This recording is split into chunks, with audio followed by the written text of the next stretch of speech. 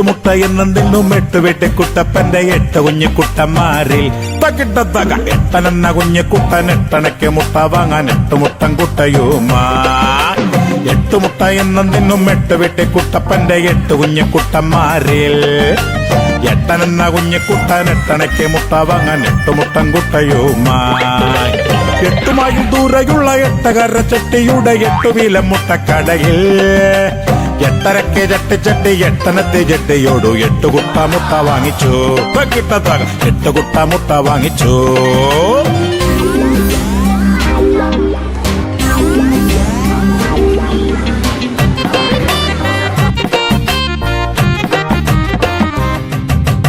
എട്ടും പൊട്ടും തീരിയാത്ത 8